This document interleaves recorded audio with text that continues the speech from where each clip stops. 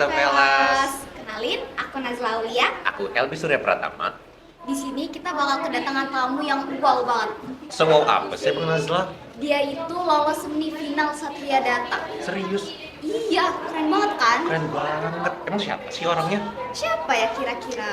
Gue penasaran gak sih? Ada yang bisa nebak nggak nih? Coba dong, komen. Penasaran gak sih? Kita langsung aja nggak sih? Ya udah, kita sambut ya. Ini dia Elsa Sitorus. Halo guys, halo Helmi, Halo Najwa. Elsa. Elsa gimana hari ini kabarnya? Luar biasa banget. Luar Biasanya biasa. gimana tuh? Aduh, luar biasanya ya di luar biasa. Ya, Di luar Ya. biasa, benar-benar Begitulah. biasa. Begitulah kehidupannya. Ya. Oke Elsa, mungkin kalau kita di sini udah pada tahu kamu, tapi teman-teman di TV, di rumah, di YouTube yang nonton mungkin belum kenal. Boleh kenalin dulu nggak Elsa? Kenalan dulu nih. Halo guys, halo Data Velas. Nama aku Elsa Sitorus, aku dari Sains Data angkatan 2024. Halo Elsa. Salam kenal semuanya. Salam kenal Elsa. Nih Elsa, aku mau nanya, siapa aja sih anggota tim kamu dan apa aja sih tugasnya itu? Jadi anggota tim aku itu terdiri dari 3 orang. Yang pertama ada ketua tim aku, yaitu Bang Danang dari Sains Data angkatan 22. Jadi Bang Danang itu secara garis besar itu yang nyiapin materi. Nah terus ada aku sendiri, Elsa dari Sains Data angkatan 24. Di sini aku sebagai yang nyiapin materi, yang nyiapin bahan, kayak bahan presentasi, yaitu berupa PPT, visual dan segala macamnya. Dan yang terakhir itu ada anggota tim aku, namanya Dian Permata dari Sains Aktuaria 24. Jadi secara garis besar Dian di sini tuh untuk nge-backup saat presentasi. Jadi waktu presentasi semifinal kemarin, secara keseluruhan Dian yang membawakan materi. Gitu. Seru banget ya, kayak tiap orang tuh kayak punya tugasnya gitu Porsi ya. sendiri gitu ya. Bener. Tapi aku penasaran nih Elsa, kayak dari sekian banyak ide nih, apa sih yang bikin kamu tertarik gitu mau masuk ke Satria Data? Aduh, kenapa mau masuk Satria Data nih? Sebenarnya awalnya tuh nggak kepikiran apa-apa gitu, mau ikut Satria Data atau segala macamnya tuh nggak kepikiran. Tapi Tapinya apa ya? Tapinya apa sih? aku nih iri banget lihat teman-teman aku yang berprestasi di mana-mana, ikut lomba segala macem. Jadi di situ tuh aku merasa terpacu gitu, pengen berprestasi juga kayak mereka. Nah, bertemulah dengan si Satria Data ini. Jadi kayak dipanggil-panggil gitu loh, Elsa join dong gitu. Nah, jadi ya udah ikutlah Satria Data ini. Nah, malah kebablasan sampai semifinal. Kebablasan ya sampai semifinal. Kebablasannya sampai semifinal. Keren. Nah, sebenarnya topik yang Elsa angkat ini tuh apa dan kenapa milih topik itu? Jadi secara garis besar topik dari esai kita ini yaitu mengenai beras oplosan yang lagi marak di pasaran. Penasaran deh, kayak dari sekian banyak ide, dari sekian banyak masalah, kira-kira siapa sih cetusin ide kayak kita angkat ide beras oplosan aja deh? Siapa sih sebenarnya?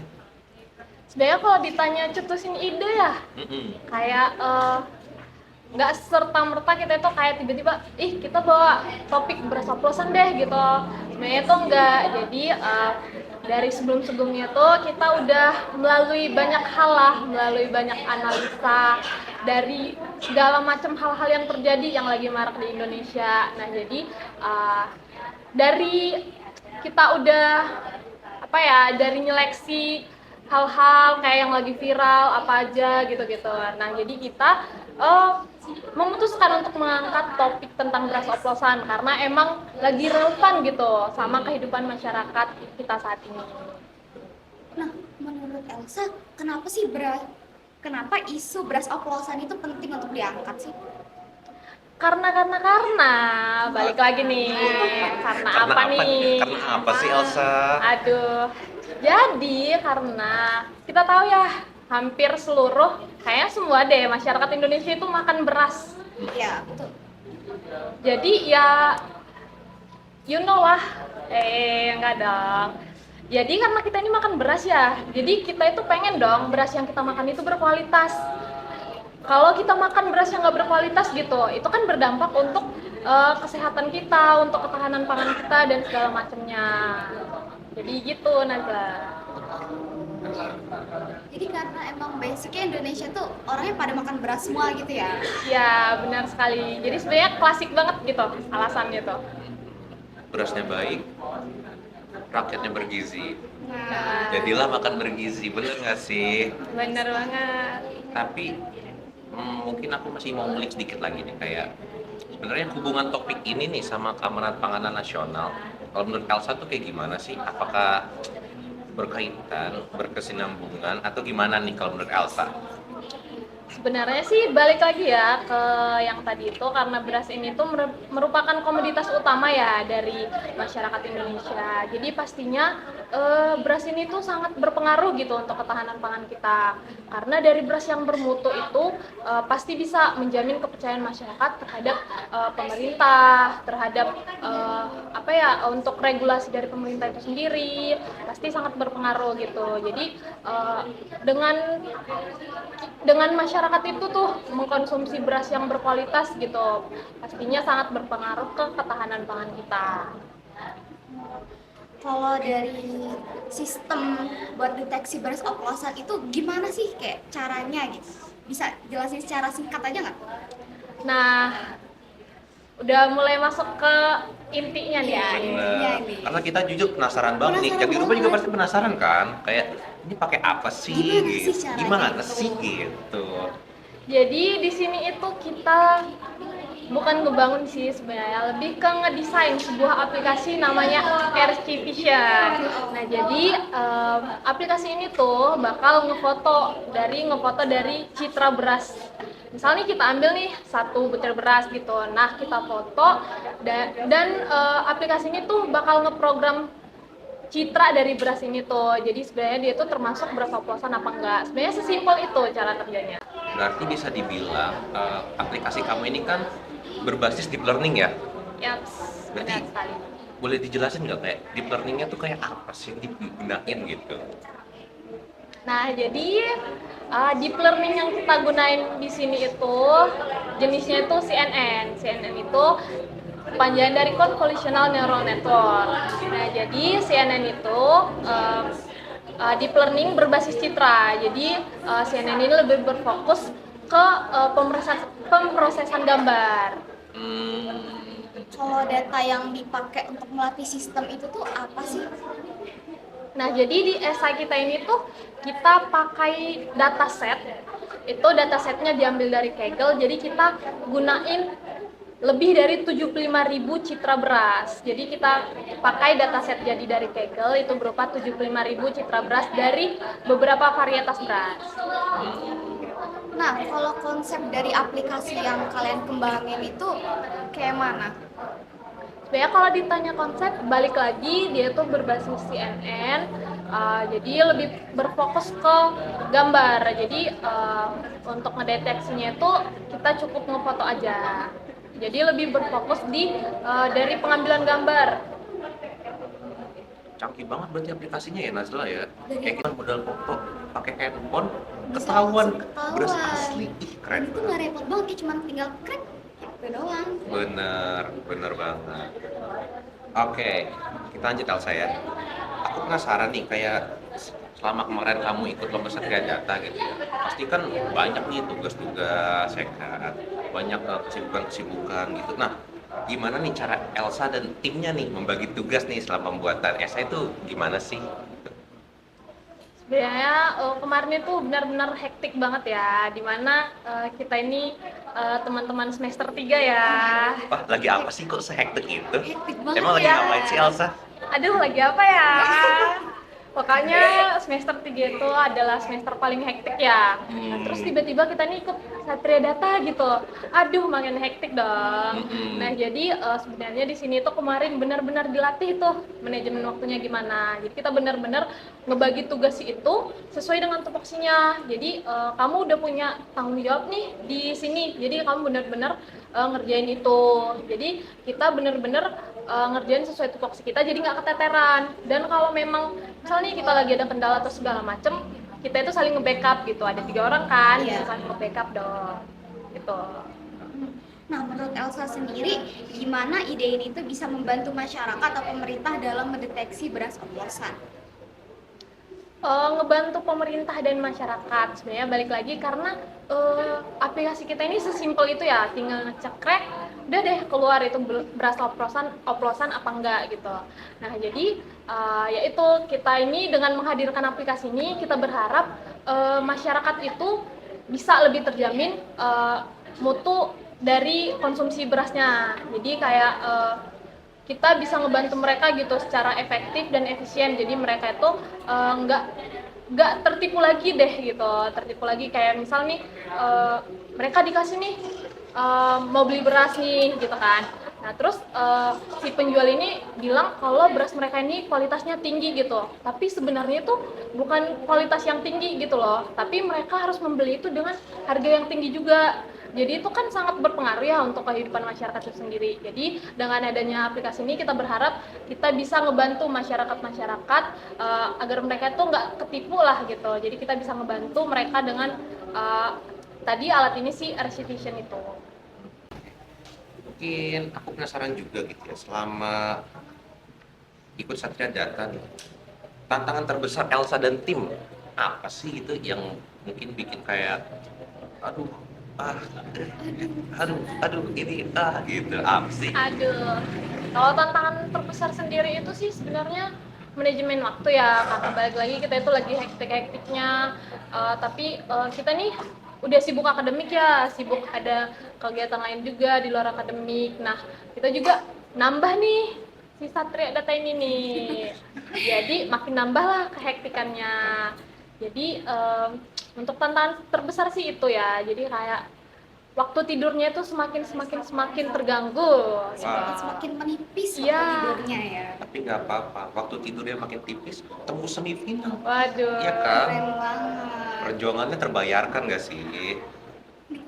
Selain ada masa-masa hektik tuh pasti ada dong momen lucunya. Coba ceritain sedikit dong.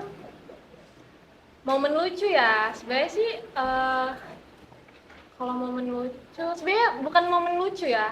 Jadi mendekati hari presentasi semifinal nih, mendekati hari presentasi, kita udah mempersiapkan semua PPT segala macem, kayak teknis presentasinya gimana, nanti yang tanya jawab siapa, yang presentasi siapa, kita udah mempersiapkan. Nah tiba-tiba ada pengumuman jadwal dong. Kita nih dikasih tahu gitu jadwal wawancaranya kapan dan jam berapa. Nah ternyata jadwal wawancara kita itu jadwal presentasi kita berbenturan dengan jadwal presentasi PKM dari ketua tim kita, Bang Danang. Nah, jadi itu benar-benar berasa di apa ya, kayak kesambar petir gitu. Kayak aduh, jadi dengan berat hati Bang Danang harus mengikuti presentasi PKM, kita melanjutkan Satria Data. Jadi sebenarnya kalau dibilang lucu gitu ya, lucu banget. Tapi ya itu sih sebenarnya bukan lebih ke lucu, lebih ke momen paling mengesankan gitu. Itu berarti harus merombak ulang lagi ya pembagian tugasnya itu. Benar. Pastinya. Tapi nggak apa-apa. Kan seperti yang Elsa bilang tadi, saling backupnya itu ya guys. Keren banget ya berarti Kompak mereka banget timnya berarti itu. tim. Ya kan. Mungkin aku juga pengen tanya sedikit lagi nih, kayak dari lomba Satria Data ini nih, hal paling berharga yang Elsa petik apa sih? Hal paling berharga ya, sebenarnya banyak banget sih. Kayak yang sebelumnya nih aku nggak pernah ikut lomba lah gitu. Tiba-tiba harus ikut lomba yang sebesar ini dan harus membawa nama kampus yang segede ini gitu. Sebenarnya itu pelajaran berharga banget gitu loh. Kayak aku harus tahu gitu cara tanggung jawab sama diri aku sendiri, tanggung jawab sama tim aku, tanggung jawab untuk kampus aku gitu. Jadi sebenarnya banyak banget pelajaran berharga, mulai dari materi kayak yang sebelumnya aku nggak tahu nih deep learning itu apa, sekarang itu udah tahu gitu secara garis besarnya gimana gitu. Jadi banyak banget ya berarti pelajaran berharga yang Elsa petik dari ikut Satria Data ini. Banyak banget Najla. Nah, apa Elsa tuh ada kepikiran untuk buat proyek ini tuh lebih besar nggak sih ke depannya? Pastinya ada dong, karena balik lagi aplikasi ini tuh sangat punya ini ya peluang besar banget gitu kalau untuk dikembangin itu manfaatnya besar banget gitu baik untuk masyarakat, pemerintah gitu. Jadi untuk ditanya ada rencana untuk ngembangin di masa depan pastinya ada. Tapi mungkin emang membutuhkan waktu yang cukup lama ya karena kita kan harus ada persiapan ngumpulin data dulu, persiapan aplikasinya gimana, persiapan timnya gimana. Jadi ya gitu. Persiapannya berarti harus lebih ekstra banget kan? Benar banget. Kalau kedepannya buat aplikasi, berarti sekarang model ini seperti apa dong RC Vision ini? Apakah masih model coding di Python atau kira-kira gimana nih Elsa? Basis sekarang itu kayak gimana sih gitu? Untuk basisnya sekarang sih masih di codingan Python ya, karena kita ini masih dalam masa pengujian ya. Jadi dan juga esai kita ini lebih ke analisis ya, belum ke pengaplikasian. Jadi untuk saat ini masih berbasis codingan di Python. Menarik, menarik, menarik. Oke. Udah kerasa nggak sih kita udah di ujung acara ini? Acara. Di penghujung acara banget nih. Tapi sebelum kita tutup nih, ya kan? Elsa ada pesan-pesan nggak sih nih buat teman-teman di rumah yang lagi nonton nih video ini nih? Elsa ada pesan-pesan nggak? Kesan-pesan untuk teman-teman di rumah, pokoknya jangan takut untuk coba hal baru. Kalau prinsip aku tuh segala cobaan itu harus dicobain. Waduh. Segala cobaan dicobain. Ya. Berarti itu harus banyak banget yang dicobain ya saya. dong.